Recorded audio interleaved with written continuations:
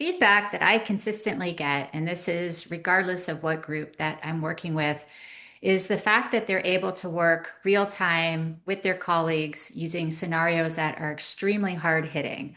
And they love to be able to see, well, how did you handle that? How would I handle that? So they're feeling a little bit of that real time pressure and then having to navigate through that, much like you would in a face to face scenario, having a difficult conversation. And yet it's within the safety of the training containers. So they really appreciate being able to put that real world application even before they leave the class. And being able to rely on their peers and their colleagues, fellow managers, et cetera, as thought partners, so that when they run into these scenarios in their day to day work, they know that others in the room may also be able to help them. So there's a level of vulnerability, a level of connection that becomes available thanks to something as simple as a scenario. So it's less appealing to the head and more appealing to that experiential. You got to feel your heart race a little bit. What do I do in that moment? And to have the safety to work it through. So the scenarios across the board are a lot of people's favorite portion of the training. How why the scenarios are so important that you go through a real life scenario and you walk it through. And I think a lot of us do that in our head theoretically. We think, oh, if this were to ever happen, like I'd probably do this or I'd probably do this.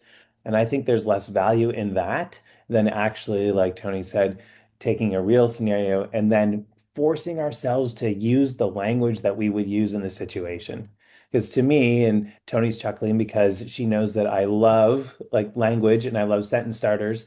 And I think forcing people that you're working with in your organizations to actually figure out, hey, when this happens, if I say these words, I can have a positive impact on my colleagues and the teams that they work on, seems to be really important. It's sort of like the difference between knowing that there are some tools out there that I can use and knowing that right here I'm going to use the hammer or I'm going to use the screwdriver or this specific tool. And so I think language is really important.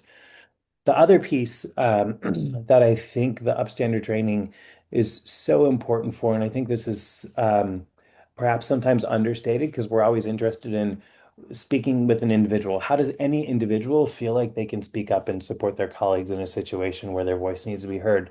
I think especially important is how do leaders speak up and actually helping them to think through if you don't speak up as a leader, what's the damage you're causing to the team? Unintentional, of course, but what's the damage you're causing? And so I think being able to approach this training from different directions. One is like, I am a person on a team. Two is I am a leader on the team. We have to think about them slightly differently. And I think the push there is really important.